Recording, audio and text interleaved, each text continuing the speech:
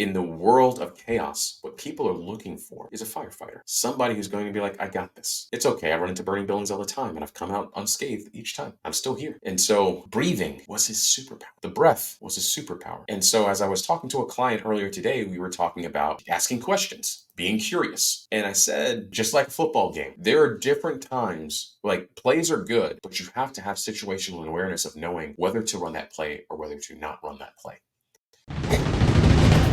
Welcome to the Contrarian Capitalist Podcast, the ultimate destination for accredited investors and entrepreneurs seeking alternative wealth-building strategies.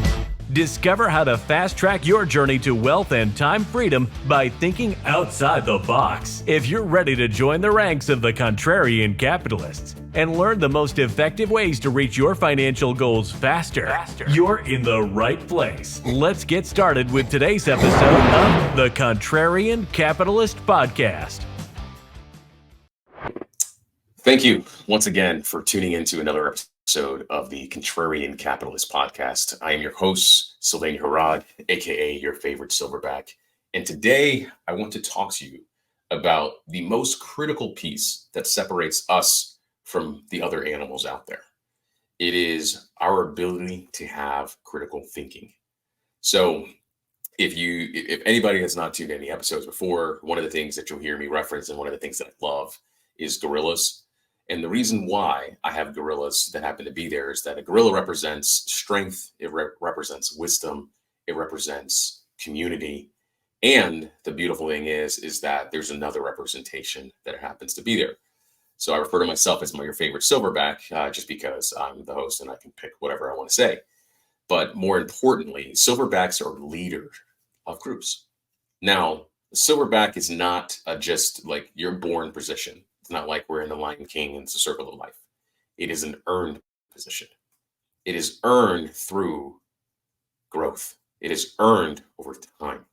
Because if you lead from a space of title, that's not a good space to be there.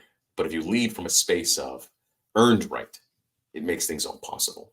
The other representation that happens to go is that there's a very distinct difference between those of us that are humans and those that are apes. So the critical thing is in our brain, it's called our prefrontal cortex. We have critical thinking skills.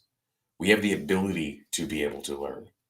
And so if you think about our animalistic part of our brain versus our logical side of our brain, what is the difference? It all comes down to one word. And that one word is state. It's short for emotional state. Us as humans are nothing more than a bunch of emotional pattern-based creatures. That's all we are. The difference is some of us get to evolve. We get to a place where we drive our emotions don't drive us. Now, I will tell you that this takes lots of time and you're always on a journey of mastery. It never ends. You're always finding out different levels. It's kind of like playing video games. You know, you got to get certain levels of skills in order to beat certain bosses. Well, here's the thing. There's no final boss. This level keeps going. We're on a constant journey of growth. So buckle up. Be able to be there. You'll also hear me reference things like welcome to the jungle. Why? Because life is a jungle.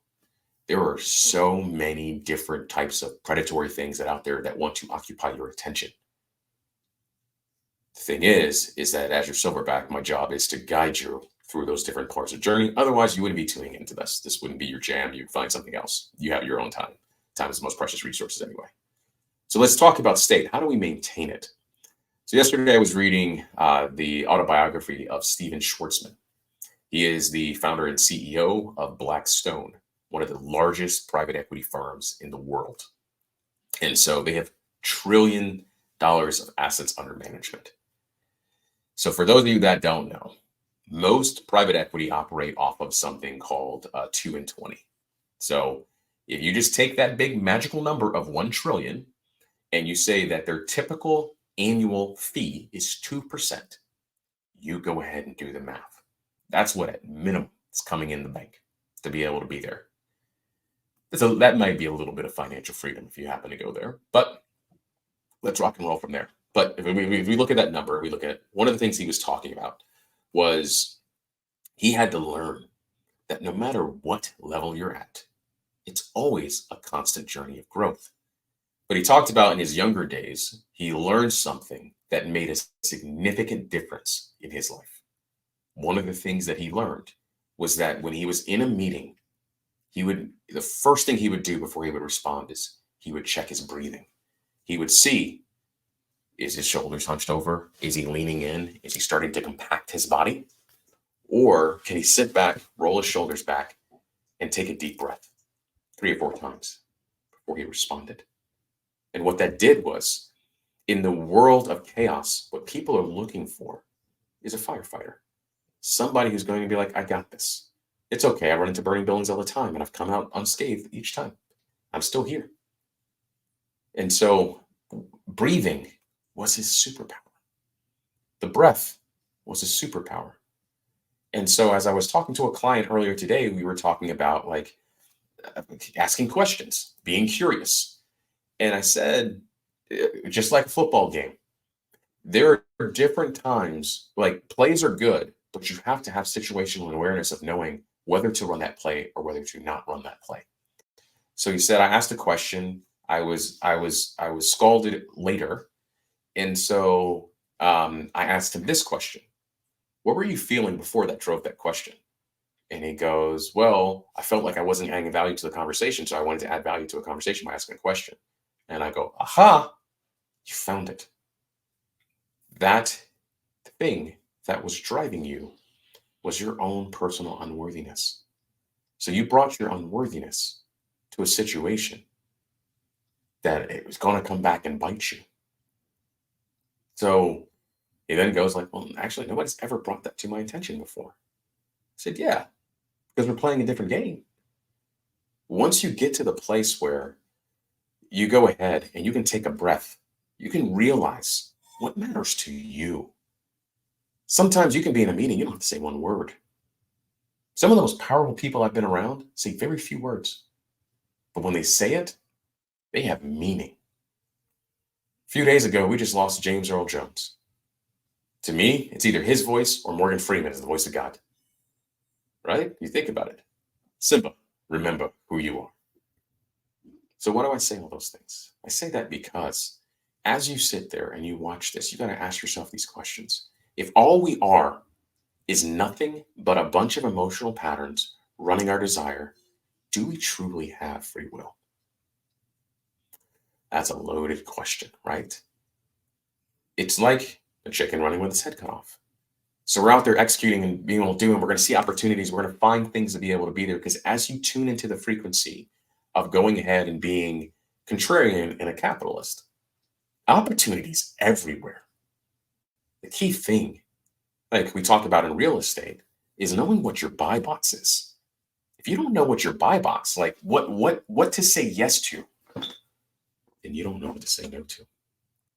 So as we go through this journey of identifying different opportunities, if it doesn't have any meaning to you, it's not in your buy box, great, you can evaluate it, but that's a hard no. No is the most powerful word you can say. Be like, nope, not for me. People say, hey, we're having a poker night, $500 buy-in. Nope, not for me. Why? That ain't my cup of tea. I'm not a gambler when it comes to those type of things. I like calculated risks. I do gamble, but I'm not gambling at a thing where everything's stacked against me to be able to go in there. I'm not doing that. That's stupid. Doesn't fit who I am. But it may for you. That's okay. But just know that the journey of controlling our state gives us truly access to freedom. Because I stand in many rooms and I watch and I observe. When I was younger, I felt like I always had to speak because I was young and I felt like I was disadvantaged. Here's the thing. A lot of times I'm the youngest person in the room now. Doesn't matter.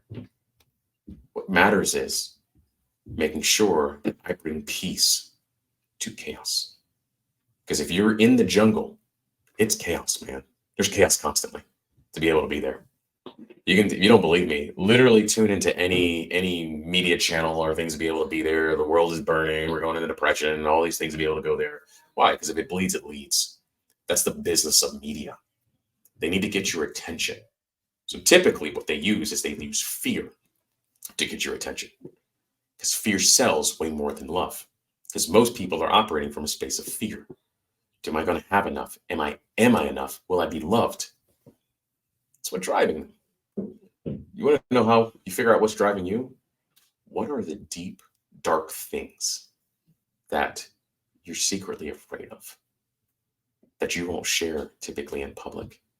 Maybe 1-2 people max will know what that fear actually is. That's what's actually driving you. And it's okay, because we're not taught these different things. We're taught to just go out and execute, because the reality is the person playing the chess game understands that. There's a great book called Predictable Irrationality. You'll learn really quickly. This is like in behavioral economics. It's very simple. There's things that you can be able to do. You don't believe me? Look on social media. If I just type post for 30 days, intentionally saying something wrong, it's going to incite the mob.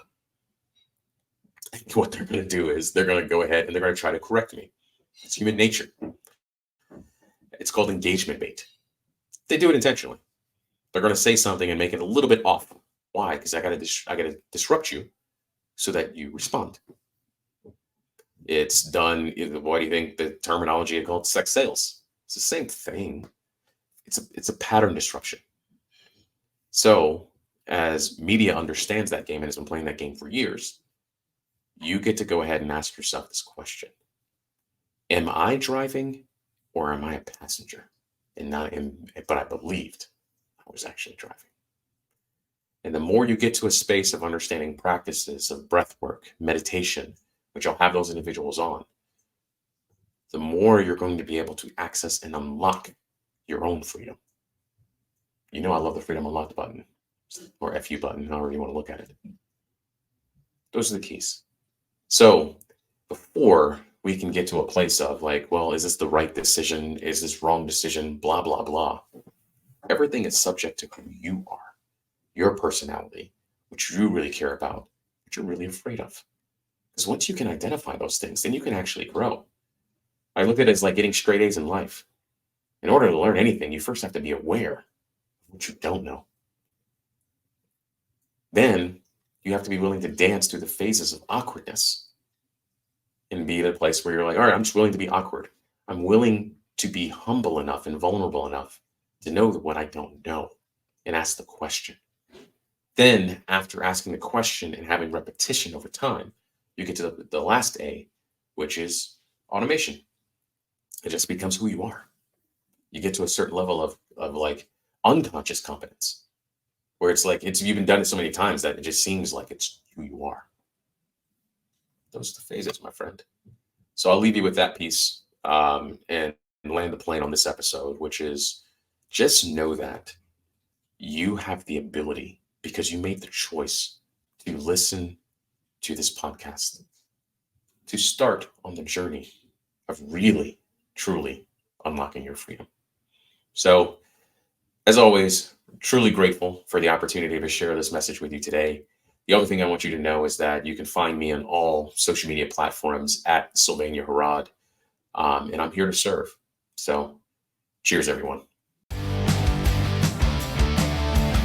Thank you for tuning into this episode of the Contrarian Capitalist Podcast. If you found this episode helpful, please subscribe, rate, and leave us a review on your preferred podcast platform. Your feedback helps us reach more people ready to explore contrarian investment strategies. Stay connected with us on social media for more expert insights, behind-the-scenes content, and updates on upcoming episodes. You can find all the links in the show notes. Until next time, stay bold, think differently, and keep pursuing the legacy you deserve. Thanks for listening to the Contrarian Capitalist Podcast.